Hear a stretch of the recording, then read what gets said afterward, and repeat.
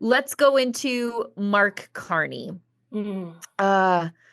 His new housing minister, Gregor Robertson, the radical pro-China former mayor of Vancouver. And if you've been to Vancouver lately, parts of it are not very nice and yet outrageously expensive. And for some reason, he was deemed the housing minister, who also said that housing prices shouldn't go down. Not understanding supply and demand either. He said, we don't want housing prices to go down, but what we're going to do is bring more housing supply online. Well, what do you think that's going to do to housing prices? Like, Right. this is basic economics. A little bit of a disconnect there. Yeah. Big time. But Mark Carney goes on a rant about why Gregor Robertson is right. And here's the thing. They don't want housing prices to go down because there's one thing they can do right now that's a lot faster than building houses, building your Brookfield pods. It's cutting immigration, but they're not going to do that. Yes. Let's hear from Mr. Mark Carney. To go down in Canada? I want house prices to be more affordable for Canadians. And let me explain that.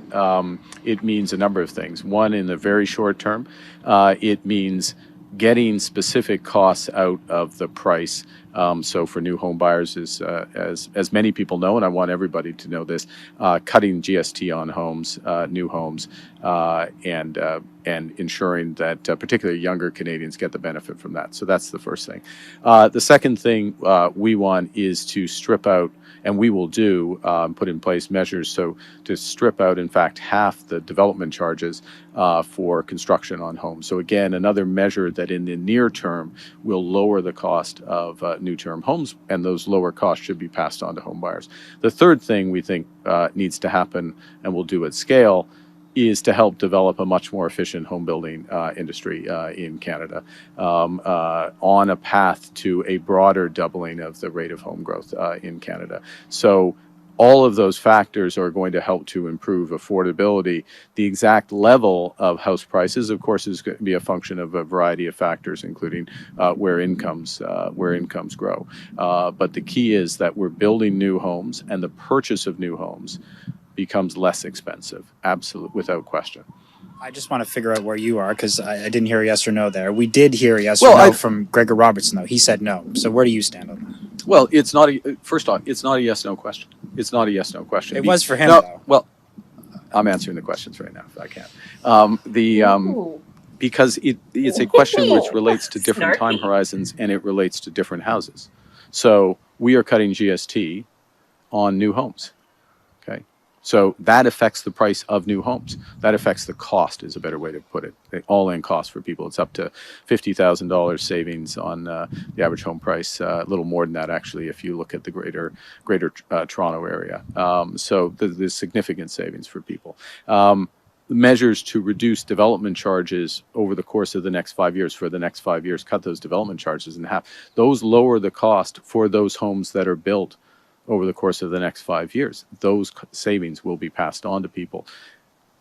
The overall level of housing prices, though, is not so that amount of activity is not enough necessarily to affect the overall level of house price. It does affect those types of homes and people who can buy those types of homes. Once we increase, as a country, the rate of home building, then that is going to make home prices much lower than they otherwise would be. But that's a medium-term effect, and so that depends where house prices would have otherwise been at that point. So, look, the economy. It'd be lovely if we could always give very simple yes/no questions, up/down question answers to economy. But we're talking about time horizons. What the core issue is, the core issue for younger Canadians, for all Canadians, is that the level of house prices goes down relative to their incomes. So the affordability goes up for them. And both in the medium term and the longer term, that's what we're looking to do. Thank you. I don't think that I would even get a mortgage from this guy. Like, he doesn't understand, like, he understands basic economics. He keeps talking about how we need to get like these weird regulations out of home building. And so while he was talking and sucking the life out of me, I go over to the federal government's green buildings strategy. Tell. that was announced in January. So the Canada Green Building Strategy, transforming Canada's building sector for a net zero and resilient future. That makes everything more expensive, by the way. So it talks about how building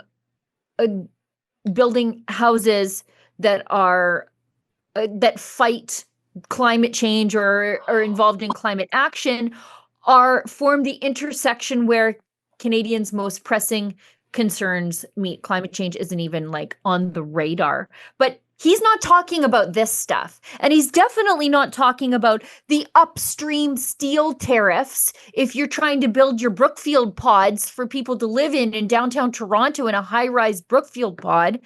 These upstream climate tariffs on steel are going to make this stuff even more expensive. But he's not talking about repealing any of this stuff. He's just talking around it. And you're supposed to get bored and tune out like I just No, seriously. That is what I got from his entire $5 fancy word salad. He said he's cutting the GST, which will create a savings of upwards of $50,000 on new homes. On brand new builds, yes. But you say $50,000 on a $1 million build, that's a drop in the bucket. Like, take your GST cuts and shove it, Mark Carney. Or knock them off everything. Young people are not buying brand new builds. They're buying starter homes in older neighborhoods because that's all they can get into. By the way, they like the backyards in the older neighborhoods because you can raise a kid there. Right. But they're not getting into new homes. You're not helping young people. Nope.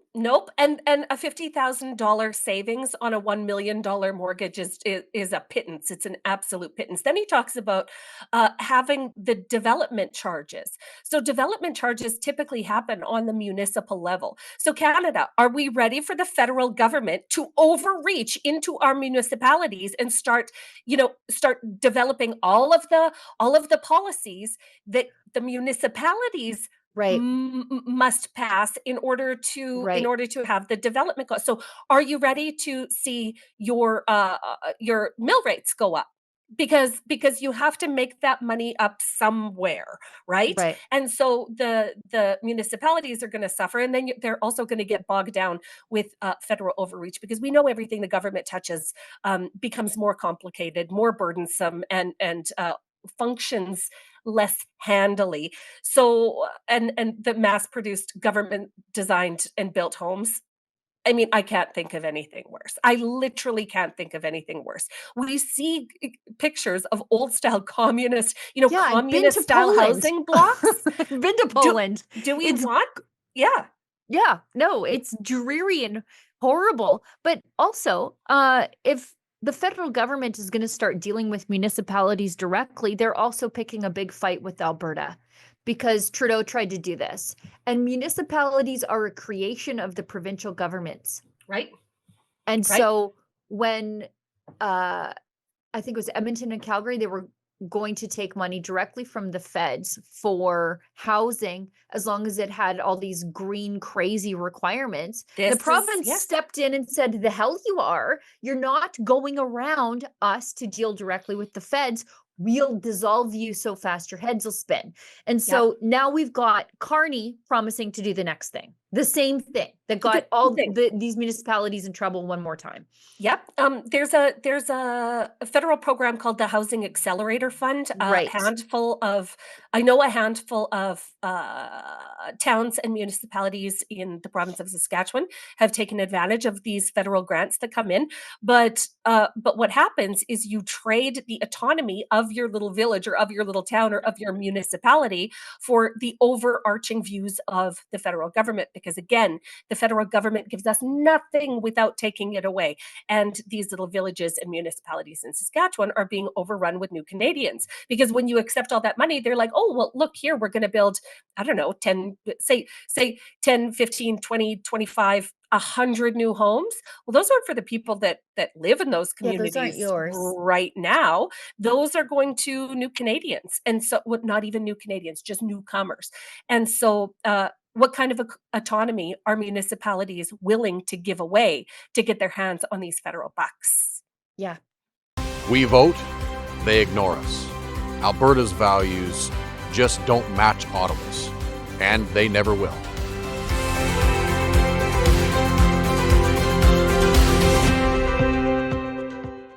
Yeah, and It's a again, big question. they could just make it more affordable to build a house, stop the climate tariffs, stop the green scheme, Yes, the building greenwashing. regulations, Yep. and cut immigration. And Canada's private sector housing builders can catch up Yes. if you give them the chance, but they're not interested in doing that. They're going to transmountainify the housing sector. That's what's going to happen, and it's not going to be good. Oh, it's not going to be good.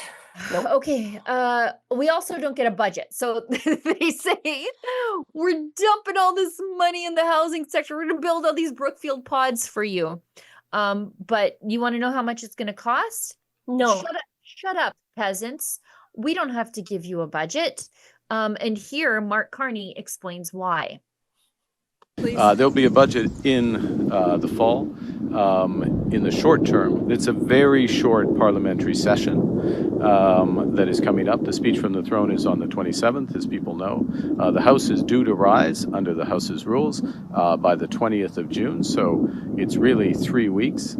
We have some very clear priorities, which, as you know, from following those who followed the campaign, those who followed my remarks, those who followed my opening press conference, would include the federal government taking all the steps it can to help create one Canadian economy out of 13, in addition, initiatives such as the middle class tax cut.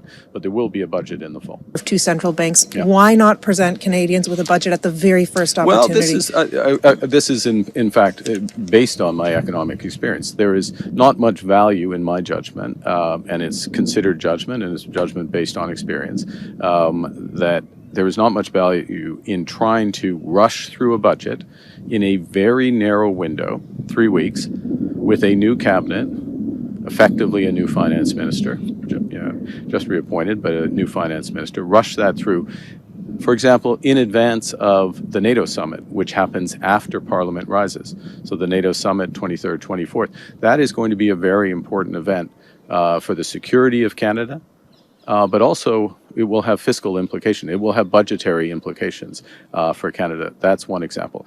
To have a budget before we substantially advance further our discussions with the Americans with respect to our economic partnership, to have greater clarity around that.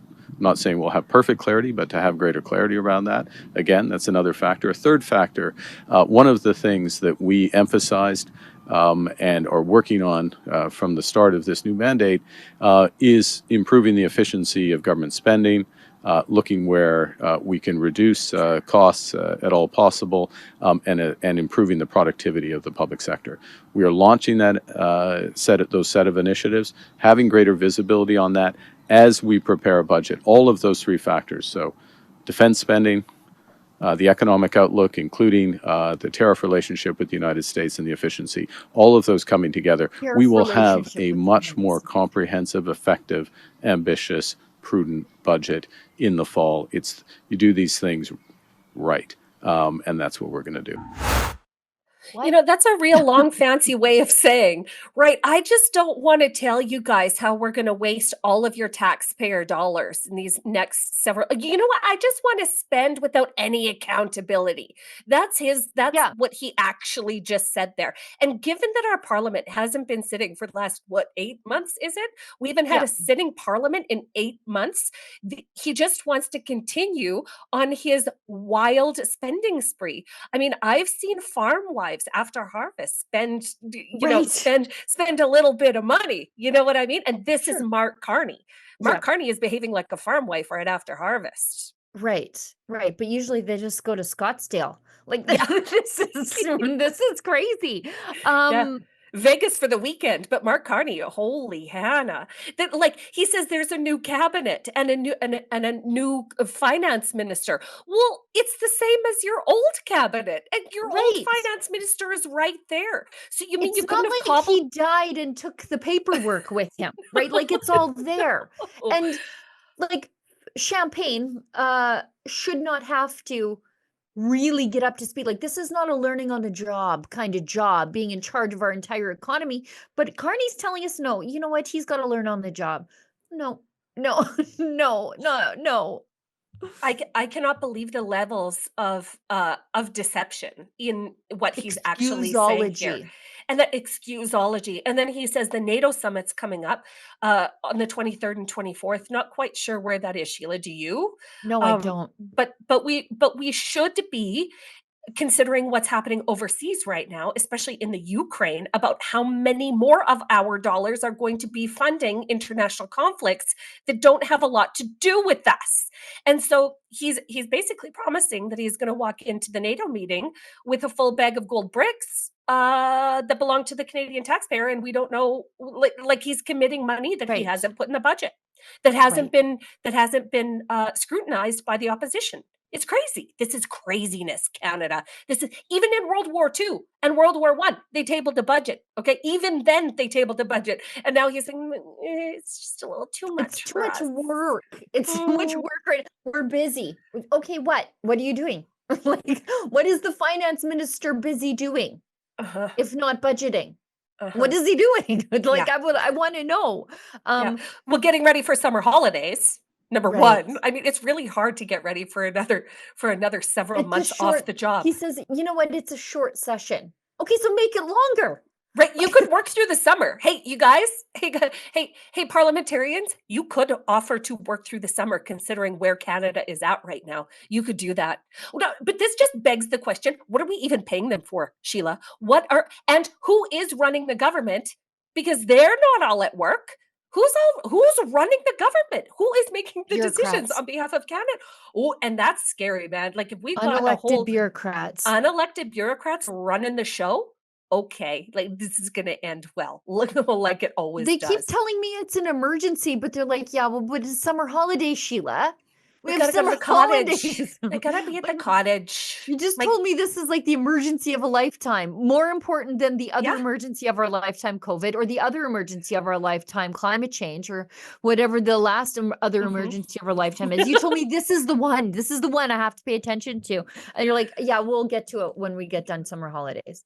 Yeah, we're just gonna go. We're just gonna take. You know what? It's been really tough around here. It's been a real rough election season. We all just need to put our feet up for a little while and reset. We just need to reset. Right. Get Deserve our that time. It's stories insane, straight. They gotta get their right? stories straight. Right? Burn the evidence. Speaking of going back to the thing we were just talking about, and that was our Brookfield pods. Yeah. Olivia Chow, Canada's most comical mayor. She says supportive housing like this at 185 Cummer Avenue in North York can be the difference between spending your golden years homeless or continuing to have a place to call home. This morning, I joined everyone to celebrate the installation of the first parts of this modular project. Let's play it because I just love listening to Olivia Chow. I await the Ben Bankus voiceover. I do. This is exciting because I'm in front of a construction site. It's home to 55 seniors. They're going to move in early spring next year. We're building it, and Wickering Community Center, a very well-known, very good social service agency, is going to come and operate it. These seniors that are going to be here will get comprehensive support, whether they need mental health or any other kind of services. So, yay! This is exciting. And this looks like a shipyard to me. And don't get me wrong, I love a good sea can. I do. But this looks like a shipyard. And we're housing our vulnerable seniors now in the sea cans. And we're celebrating this as some sort of accomplishment. And what's with the timeline there? A full year? Half of it's built. It's a sea can. You need to retrofit it. That's all. Yeah. Just know, Canada, that if you spend your entire life contributing to this nation, okay, you work hard, you raise your family, you retire, and then an immigrant takes your housing, that the government will put you in a glorified garbage bin. And Olivia Chow will make a fancy announcement on your behalf. Just know that you did a good job over all those years. Well done. This is the best we can offer our seniors in Canada. This should be an outrage. This should be an absolute outrage that we're housing seniors in glorified garbage bins. These are Sheila. dumpsters. These are dumpsters with lids. And look, these are I things love that- a sea can. I have 4 at my house, right? But and living in a sea can, you can make them really nice, but it should be a choice and not the last resort because we can't deal with the housing crisis. No, the true story. And seniors deserve so much better than this. So much better than this. You're telling me that modular sea cans stacked on top of each other like Lego bricks brought in like on a crane like this is going to be appropriate for seniors that have mobility issues? You think that you think that's going to work out? You think that's going to work out? I think this is a poorly planned thing that Olivia Chow got to do. This is a fun morning out for her to make a fancy announcement. Do I think it's going to be practical? Do I think those seniors are going to be delighted? No, I don't. Let's keep going because we talked about the budget, which we're not getting. By the way, the Liberals, their ministers, don't know what story they're supposed to stick to because Jolie says, I think Canadians deserve an update. Okay, well, talk to your boss. Because he just said you're not getting a budget till the fall. And she's Till like, the I think fall. Canadians deserve an update. This is like Carney saying, I'm open to pipelines, and then Guilbeault and LeBlanc saying, yeah, you're not getting pipelines. So this is just more of the same, just a very schizophrenic cabinet happening and very undisciplined. They don't know what's going on. And if they don't know what's going on, Canadians certainly don't either. Well, no, and that's the crazy thing is that they're skirting accountability. They're purposely skirting accountability so that the Conservative Party, the official opposition, has no idea what they're planning or what they're going to spend our money on. And this is to keep their own butts covered while they do it. So by the time we find out how much of our money they've spent, it'll be too late to recall it. And that's the danger in hiring a sketchy, skeevy former banker who, part of the global elite as your prime minister. Yep, the diabolical Davos cabal. Speaking of diabolical, We vote, they ignore us. Alberta's values just don't match Ottawa's, and they never will.